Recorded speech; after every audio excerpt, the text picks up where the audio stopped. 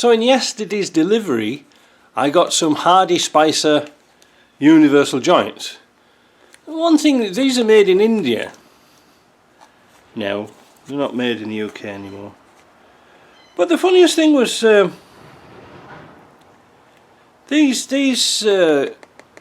hasn't got hard. It's like the traditional green Hardy Spicer box, but it's just got sort of universal joint kit in sort of a universal box.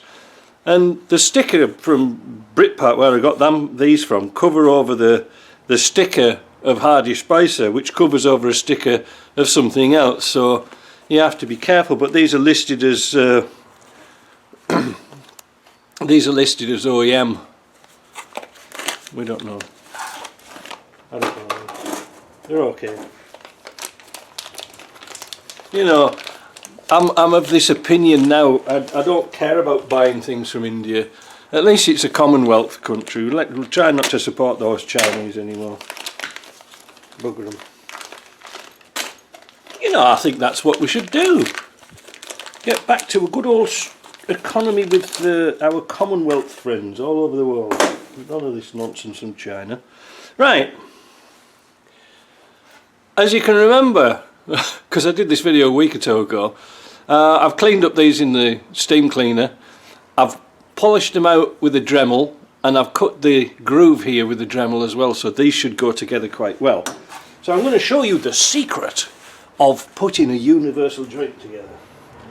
The secret, first of all, is lube up just ever so lightly, doesn't have to be much, when you're putting your caps in. Never take these out the bag until you want to use them or lose them, because it's so easy to lose. Now these have obviously got the grease point in. There are some on the market that have got a grease point in the middle. Don't buy them because you can't get into grease them.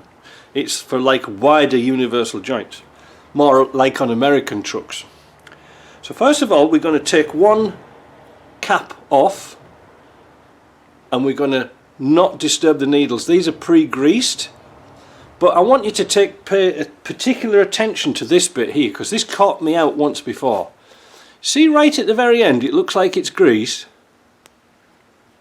It's actually a cap that goes on the end, a little spacer, and for the friction on the end. Now, once upon a time, I had a bugger of a job. I couldn't get this to go in, and what they've done is they've put two in. So bear that in mind if it won't go in. Right, less rambling. So what I'm going to do is I'm going to start off the joint by just pushing it in ever so lightly, alright? And then I take the universal joint. What's he on about? Somebody's on about. Somebody's outside looking at me, talking to myself. Put this piece in like this. Take it down. Push it through the needles all the way through. That's that.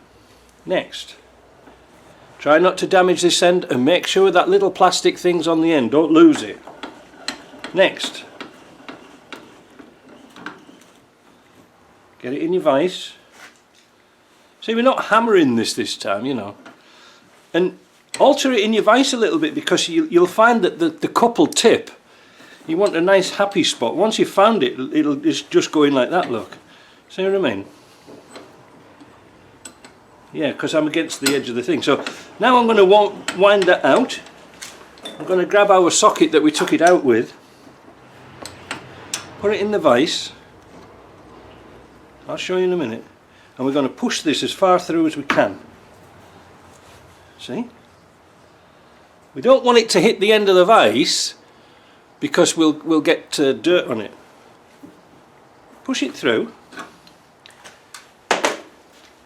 You can see it's not quite protruding. Then this is how you keep it all nice and clean. Take your cap and you push this forwards like this, look. So you're keeping the needle rollers in here. This is exposed a bit. You slip your cap on like that, push it in,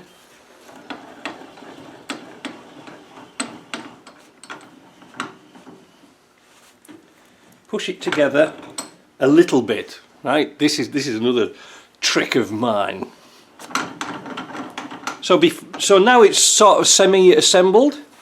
Then, what the hell have I done with it? You get your circlips. So before we push this cap back in, we'll get a circlip and we'll get into the groove like Madonna, like that. So you can see the circlip's not quite there yet. And then we're going to open the vise out. One of these days I'm thinking about making an air vise, you know, so it's a bit faster.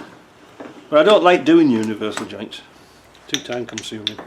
Now I've got a socket here that's the same size as the bush, the bearing, and I push that in all the way. See how it nipped down? Then we get another circlip, and with a bit of luck this should go straight in. Now it doesn't matter which way these circlips go, it's not like a piston or anything like that. See, it's not quite in. Get our stocket again, put it in there. Whoop, a daisy, got it like that. Did you hear it clicking? That's in. I'm just going to give it a little bit of more of a push, like that. Now that one wants to go, that's gone in. But what I do, once I set them down, I give them a bit of a tap and they're all nice and loose again.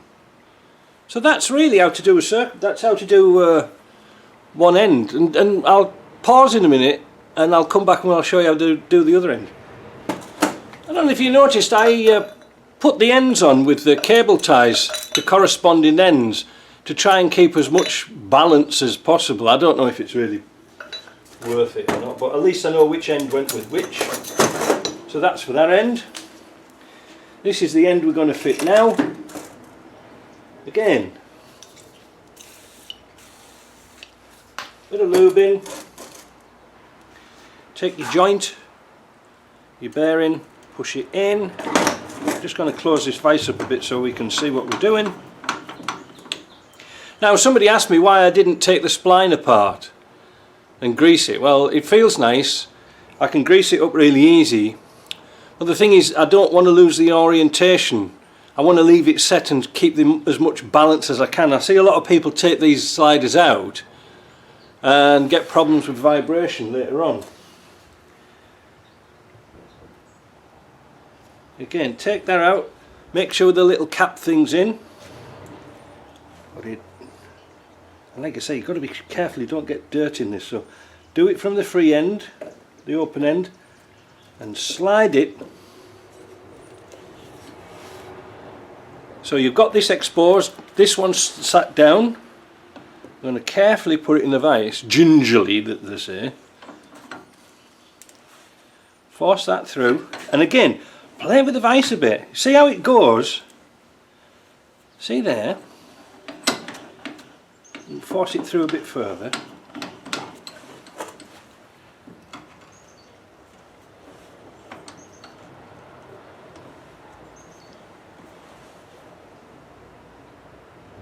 There.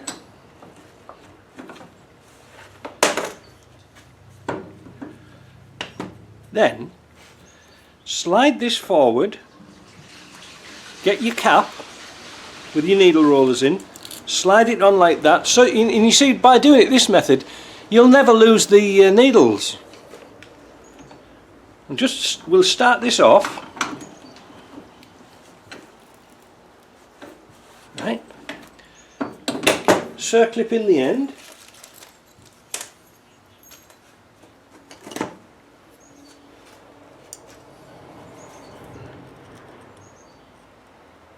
God, I've got to do some tidying up, really. There's bags and stuff everywhere on the floor. There's so much to do. Now my parts are all in, I'm sort of really busy. We'll turn it round.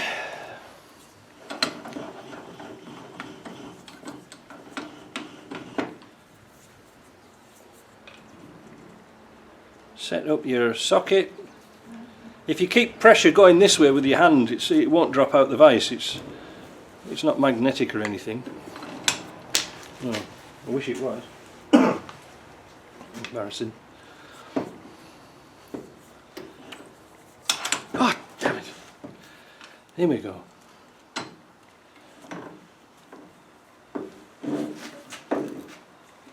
There.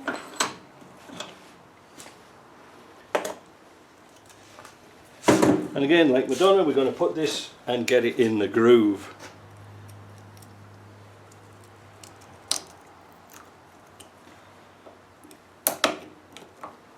Perfect. Now you might find they're a little bit tight.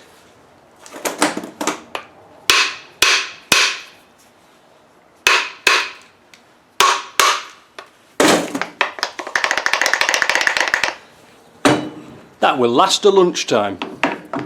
That's nice. Now, it is easy to do, it's relatively easy to do, and just as a little tip to tell you how easy it is to do, when I was with my old mucker Mark in Australia, we did one outside the car shop in his Nissan. His Nissan joint went, so we went and bought one at the car shop and just did it at the side of the road. The guy couldn't believe it. He thought he was going to take it home and do it in a vise. Well, no, we had the socket set. We just banged them out and banged another one in, and off we went.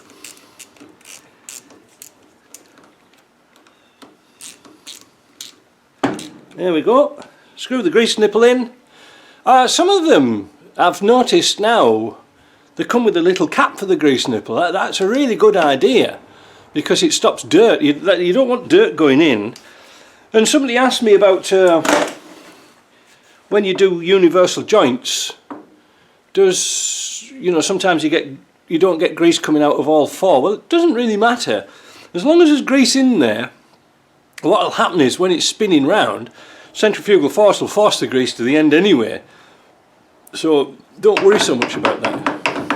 But it's very, very rare, and even for me, to get grease coming out of all 4 points. In fact, I tell you what, let's get the grease gun out and let's test that theory. I've noticed when you're on the car, some of these grease points here are very difficult to top, to put grease in. And that's why sometimes I just take the props off and give them a good going over once every now and again. Clean off, get in the habit of cleaning your grease gun off, because grease attracts dirt like nobody's business, and the last thing you want to do is put dirt into here.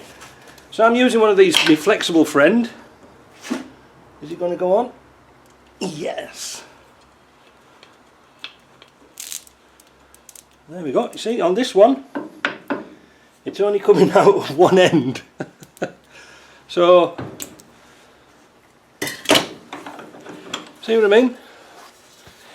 It's going to take its path of least resistance, but it has got grease in there. I know it's got grease in there. But that's how it is. Once it gets worn in a bit, I expect that it'll be okay. But there's nothing really you can do, because like I said, this hasn't been on the car, so it hasn't got a little bit of taken up the slack and pushed the circlips out to the end a little bit, made them tight, and that's why you hammer them. Also, make sure that the circlips are in, like on here, because if the two eyes here are close together, doesn't mean it's an idiot. It means that it hasn't actually settled down in the gap. It's critical that you get them in. You shouldn't have to do any machining or grinding of these caps. These universal joints are made for this job. Alright? So I hope you like that. Get these shafts on today, and then we'll do some other jobs. We'll see you later. Ta-ra.